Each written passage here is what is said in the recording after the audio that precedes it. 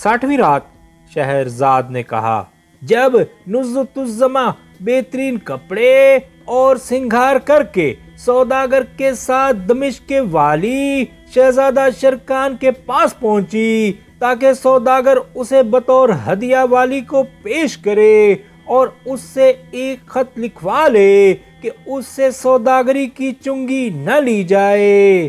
तो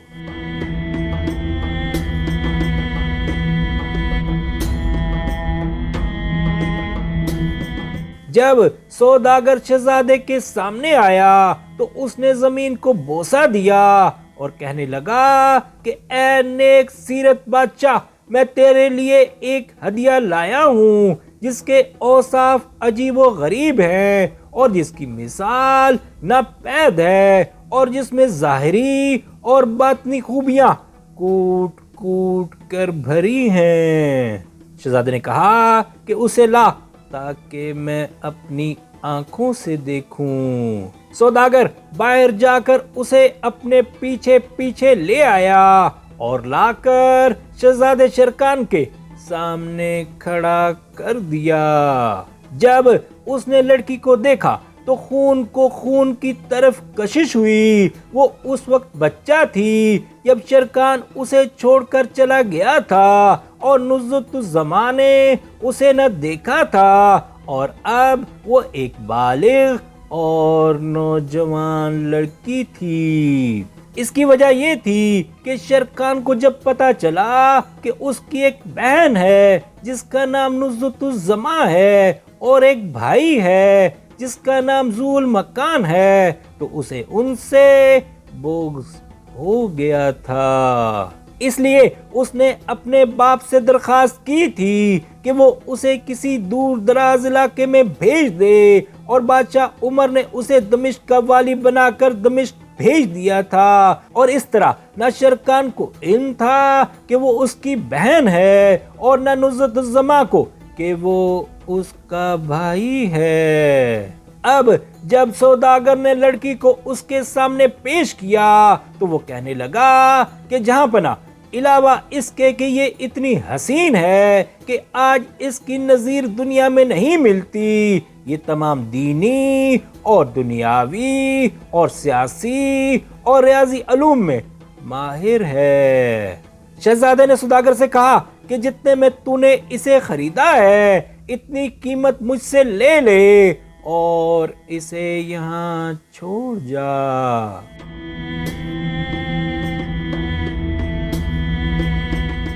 उसने कहा कि बसरो चश्म, लेकिन मुझे एक परवाना लिख दे कि मेरी तजारत का 10वां हिस्सा न लिया जाए। शहजादे ने कहा कि ये तो जाहिर है, लेकिन ये बता कि तूने इसकी कितनी कीमत अदा की है। सौदागर ने जवाब दिया कि 1,00,000 दीनार और इतने ही के इसके कपड़े और जेवर हैं।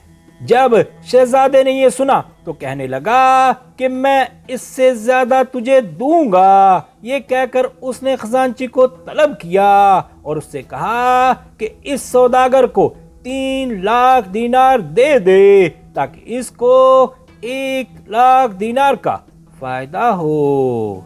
अब शरकान ने 4 गवाहों को तलब करके उनके सामने सौदागर को दाम दे दिए और गवाहों से कहने लगा कि मैं तुम्हें इस बात पर गवाह बनाता हूँ कि मैंने इस कनीज को आजाद किया और मैं इससे शादी करना चाहता हूँ। इस पर गवाहों ने आजादी का परवाना लिख दिया और उसके बाद निकाहनामा। सौदागर को माल देने के बाद शहजादे शरकान ने हुक्म दिया कि उसे एक परवाना दे दिया जाए कि उसकी तजारत पर न 10वां हिस्सा लिया जाए और न चुंगी और सारे मुल्क में उसे कोई शख्स नुकसान न पहुंचाए। इसके बाद उसने सौदागर को एक कीमती पोशाक अता की। इसके बाद सब हाजरीन वहां से चले गए और सिवाय गवाहों और सौदागर के कोई बाकी न रहा। शरकान ने गवाहों से कहा कि मैं चाहता हूँ कि तुम लोग इस लड़की की गुफ्तगू, इल्म और आदाब के मुतल्लिक सुनो। جس کا دعویٰ اس سوداگر نے کیا ہے تاکہ اس کی سچائی ظاہر ہو جائے۔ انہوں نے کہا کہ بصر و چشم، اس میں کوئی حرج نہیں۔ اب شرکان نے لڑکی کو آواز دی کہ اے عالی قدر ملکہ، یہ سوداگر تیرے علم اور ادب کی تعریف کرتا ہے اور اس کا دعویٰ ہے کہ تو ہر فن مولا ہے، لہذا جو کچھ تو نے اس سوداگر سے بیان کیا ہے اس میں سے کچھ ہمیں بھی سنا۔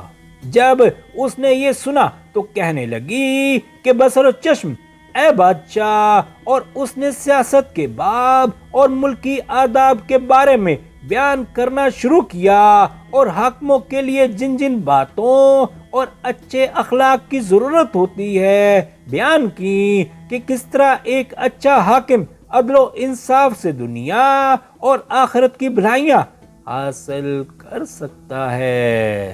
جب وہ سیاست اور ملکی آداب کے بارے میں مفصل بیان کر چکی تو سب حاضرین اس کے علم و فضل پر اس کو مبارکباد دینے لگے۔ اب شہزادہ شرکان نے خادموں کو حکم دیا کہ دسترخوان لگایا جائے۔ انہوں نے ان کے لیے ایک پرتکلف دعوت کا انتظام کر دیا جس میں طرح طرح کے کھانے حاضر کیے گئے جن کی تعریف سے زبان قاصر ہے، اور سب نے خوب سیر ہو کر کھانا کھایا۔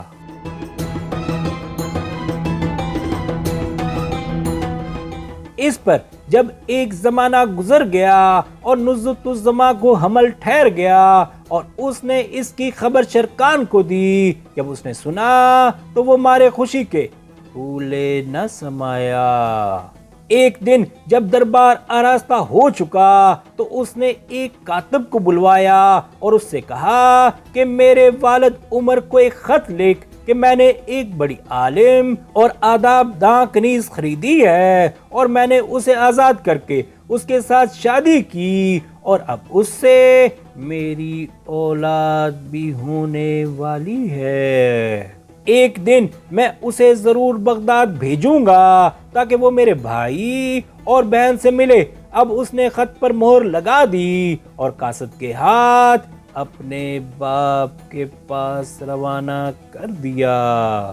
پورے 1 مہینے کے بعد قاصد جواب لے کر لوٹا اور اس نے وہ خط شرکان کے حوالے کیا۔ شرکان نے خط لیا اور اسے کھول کر پڑھا تو اس میں سلام کے بعد یہ لکھا ہوا تھا، یہ خط اس مصیبت زدہ اور پریشان خاطر کی طرف سے ہے جس کی 2 اولادیں کھو گئی ہیں اور جو اپنے وطن میں پردیسی ہے، یعنی بادشاہ عمر بن نعمان کی طرف سے اپنے بیٹے شرکان کے نام۔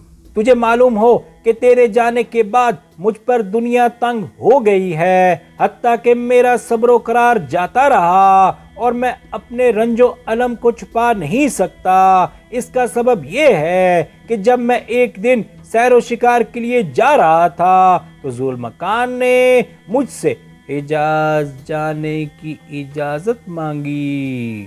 مجھے ڈر تھا کہ کہیں وہ کسی مشکل میں گرفتار نہ ہو جائے، اور میں نے کہا کہ اس سفر کو اگلے سال تک ملتوی رکھ۔ جب میں سیر و شکار کے لیے گیا تو مجھے وہاں 1 پورا مہینہ لگ گیا۔ جب میں واپس آیا تو مجھے معلوم ہوا کہ تیرا بھائی اور بہن تھوڑے سے دام لے کر حاجیوں کے ساتھ چپکے سے حج کرنے چل دیے ہیں۔ اب میں حاجیوں کی واپسی کا انتظار کرنے لگا کہ شاید وہ ان کے ساتھ واپس آئیں۔ جب حاجی لوٹے تو میں نے دونوں کے متعلق دریافت کیا، لیکن کسی سے کوئی خبر معلوم نہ ہوئی، اور میں نے ان کی وجہ سے رنج و الم کا لباس پہن لیا۔ اب میرا دل انہی میں لگا ہوا ہے اور راتوں کی نیند اڑ گئی ہے اور دن رات آنسوؤں میں ڈوبا رہتا ہوں۔ اس کے بعد اس نے دوسری باتوں کے علاوہ لکھا کہ میں تجھے اور تیرے ساتھیوں کو سلام بھیجتا ہوں اور تجھ سے کہتا ہوں کہ ان کا پتہ لگانے میں کوتاہی نہ کیجیو، کیونکہ یہ ہمارے لیے ذلت کی بات ہے۔ جب شرکان نے یہ خط پڑھا تو اسے باپ کی حالت پر رنج ہوا۔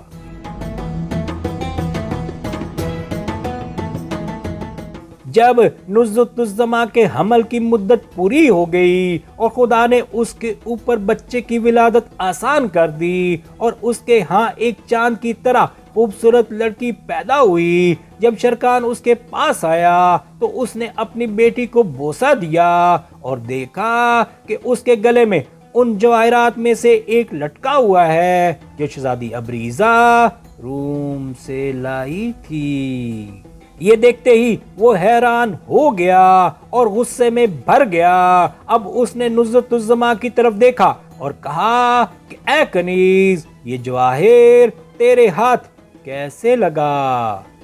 جب اس نے شرکان کے یہ الفاظ سنے تو وہ کہنے لگی کہ میں تیری اور تیرے تمام محل والوں کی آقا ہوں، تجھے شرم نہیں آتی کہ تو مجھے کنیز کے نام سے یاد کرتا ہے، اور میں بادشاہ کی بیٹی اور شہزادی ہوں۔ اب راز فاش ہو گیا اور واقعہ کھل گیا اور یہ ظاہر ہو گیا کہ وہ بادشاہ عمر بن نعمان کی بیٹی نزلۃ الزما ہے۔ جب شرکان نے یہ سنا تو اس کا دل کانپنے لگا اور اس کا چہرہ زرد پڑ گیا اور وہ تھرانے لگا اور اس پر غشی طاری ہو گئی۔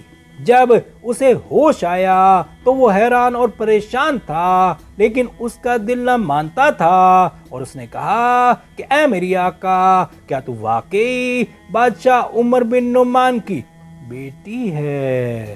اس نے جواب دیا کہ ہاں۔ شرکان نے کہا کہ اپنے باپ سے چھٹنے اور اپنے بکنے کا حال بیان کر، اور اس نے شروع سے آخر تک سارا ماجرا بیان کر دیا، اور یہ بھی کہا کہ میں اپنے بھائی کو بیت المقدس میں بیمار چھوڑ آئی ہوں اور وہ بدو مجھے چرا لایا تھا اور اس نے تاجر کے ہاتھ بیچ ڈالا تھا۔ جب شرکان نے یہ باتیں سنی تو اس کو یقین ہو گیا کہ وہ اس کی بہن اور اس کے باپ کی بیٹی ہے، اور وہ اپنے دل میں کہنے لگا کہ میں نے کیوں کر اپنی بہن سے شادی کی، میں ابھی اسے طلاق دے کر اس کی شادی ایک دربان سے کر دوں گا۔ یہ کہہ کر اس نے سر اٹھایا اور افسوس کرنے لگا کہ اے نزلۃ الزما، تو واقعی میری بہن ہے، اور جس گناہ میں ہم مبتلا ہوئے ہیں اس کی مغفرت میں خدا سے چاہتا ہوں، کیونکہ میں بھی بادشاہ عمر بن نعمان کا بیٹا شرکان ہوں۔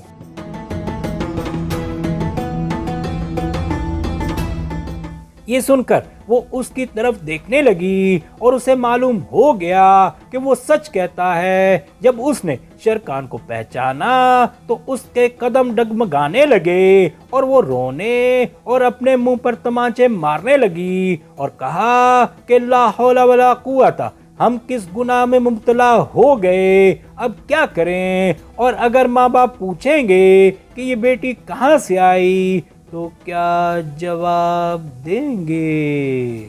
شرکان نے کہا کہ میری رائے یہ ہے کہ تیری شادی میں اپنے ایک دربان سے کر دوں اور تو میری بیٹی کو اس کے گھر میں پالے اور کسی کو کانوں کان خبر نہ ہونے پائے کہ تو میری بہن ہے، اور جو کچھ خدا نے ہمارے ساتھ کیا اس میں اس کی کوئی مصلحت ہوگی۔ یہ کہہ کر وہ اسے دلاسا دینے اور اس کے سر کو بوسہ دینے لگا۔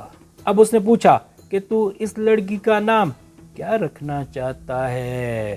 اس نے کہا کہ اس کا نام قضیہ فقار رکھا جائے۔ اس کے بعد اس کی شادی ایک بڑے دربان سے کر دی اور اس کو اور اس کی بیٹی کو اس کے گھر منتقل کر دیا۔ وہاں بچی کی پرورش کنیزوں کی گود میں ہونے لگی۔ ادھر یہ باتیں ہو رہی تھیں اور ادھر اس کا بھائی ذوالمکان دمشق میں آگ جلانے والے کے پاس تھا۔ اب شہرزاد کو سبوتی دکھائی دی اور اس نے یہ کہانی بند کر دی۔